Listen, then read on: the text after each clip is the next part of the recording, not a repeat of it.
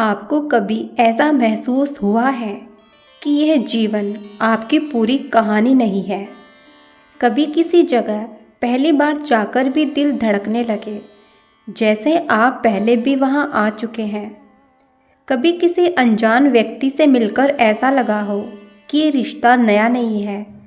कभी बिना वजह किसी चीज़ से गहरा डर लगा हो।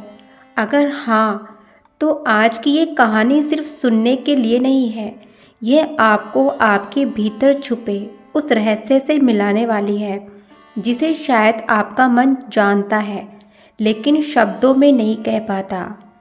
सनातन धर्म कहता है आत्मा अमर है, वह जन्म नहीं लेती, वह मरती नहीं, वह केवल शरीर बदलती है। तो क्या यह संभव है कि हम पहले भी जन्म ले चुके हैं? और अगर हाँ, तो क्या उसके संकेत आज भी हमारे जीवन में मौजूद हैं? आज हम उन्हीं संकेतों की गहराई में उतरेंगे। शास्त्रों की दृष्टि से पुनर्जन्म। सनातन परंपरा में पुनर्जन्म कोई कल्पना नहीं बल्कि सिद्धांत है। भगवत गीता में भगवान कहते हैं, जैसे मनुष्य पुराने वस्त्र त्याग कर नए वस्त्र धारण करता है, वैसे ही आत्मा पुराने शरीर को छोड़कर नया शरीर धारण करती है। और श्री कृष्ण अर्जुन से कहते हैं, हे अर्जुन, तू और मैं अनेक जन्म ले चुके हैं, मुझे वे सब याद है परंतु तुझे नहीं। यहीं से एक गहरा प्रश्न उठता है, अगर आत्मा जन्म लेती है बार बार, तो क्या उसकी स्मृतियाँ कहीं छुपी रह जाती है? संकेत एक, बिना कारण का गहरा डर। कल्पना कीजिए एक बच्चा है, उसे पानी से बहुत डर लगता है, वह रोने लगता है, घबरा जाता है, लेकिन इस जन्म में उसके साथ पानी से जुड़ी कोई दुर्घटना नहीं हुई। फिर ये डर कहाँ से आया? कुछ आध्यात्मिक विचारधाराएं कहती है कि ऐसे गहरे और अकारण भय पिछले जन्म के अनुभव हो सकते हैं। अगर किसी आत्मा की मृत्यु पानी में डूबकर हुई हो तो संभव है अगले जन्म में वह अनुभव भय के रूप में उभरे। यह केवल कल्पना नहीं, कई मामलों में बच्चों ने ऐसे डर दिखाए जिनका इस जन्म से कोई संबंध नहीं था। क्या ये आत्मा की स्मृति हो सकती है? संकेत 2, डेजा वू का अनुभव।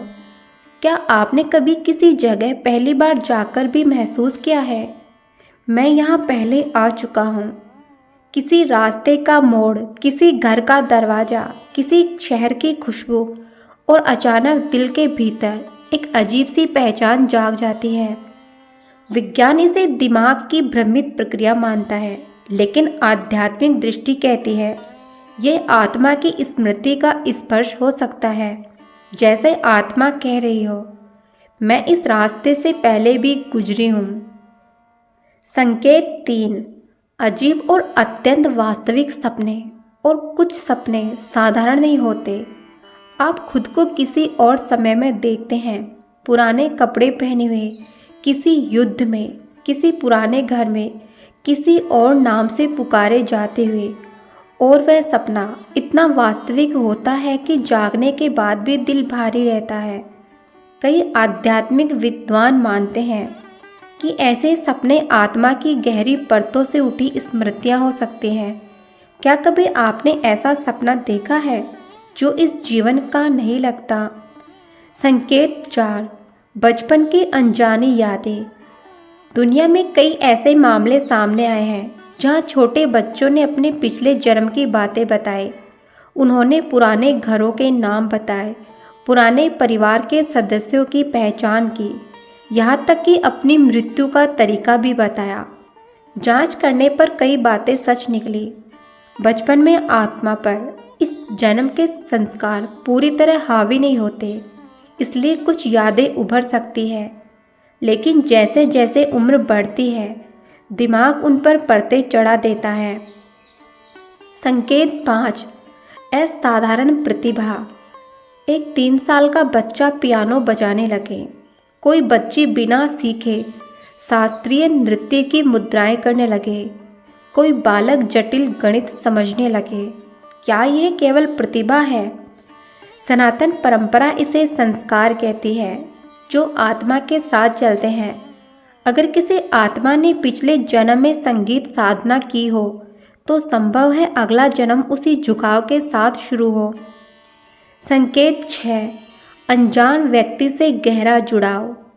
कभी ऐसा हुआ है कि आप किसी से मिले और पहली ही मुलाकात में दिल कहे, मैं इसे जानता हूँ। कभी कोई रिश्ता इतना गहरा हो गया कि समय से परे लगे। शास्त्र कहते हैं, आत्माएं अधूरे रिश्तों को पूरा करने के लिए फिर मिलती है। शायद इसलिए कुछ लोग हमारे जीवन में अचानक आते हैं और हमेशा के लिए कहानी बदल जाती है। संकेत 7, अधूरा मिशन। कुछ लोग बचपन से महसूस करते हैं कि वे किसी खास उद्देश्य के लिए जन्मे हैं, जैसे कोई काम अधूरा है, जैसे कोई जिम्मेदारी बाकी है। यह भावना सामान्य नहीं होती, ये गहरी होती है, भीतर से आती है। कई संत और महापुरुष मानते हैं कि आत्मा अपने अधूरे कर्मों को पूरा करने के लिए पुनर्जन्म लेती है। अब एक पल के लिए अपनी आंखें बंद कीजिए। कल्पना कीजिए, अगर ये जीवन केवल एक अध्याय हो, अगर जिन लोगों से आप नफरत करते हैं वे पिछले जन्म की अधूरी कहानी हो, अगर आज की तकलीफ़ें पुराने कर्मों का परिणाम हो, तो क्या हम अपने कर्मों के प्रति और ज़्यादा सजग नहीं होंगे? पुनर्जन्म का मतलब डर नहीं है, यह जिम्मेदारी है। अगर आत्मा अमर है तो हर कर्म का असर केवल आज तक सीमित नहीं है। हर विचार, हर शब्द, हर भावना एक बीज है और वह बीज कभी न कभी फल बनकर लौटता है। अगर ये सच है कि हम पहले भी जन्म ले चुके हैं और आगे भी जन्म ले सकते हैं, तो आज का हर निर्णय भविष्य की कहानी लिख रहा है। इसलिए प्रेम करें, क्षमा करें, धर्म का साथ दे और अच्छे कर्म बोए, क्योंकि संभव है हम फिर मिले और अगली बार परिणाम वही होंगे जो आज हम चुन रहे हैं। क्या आपने कभी डेजा वू महसूस किया है? कमेंट में ज़रूर लिखें। जय श्री कृष्णा।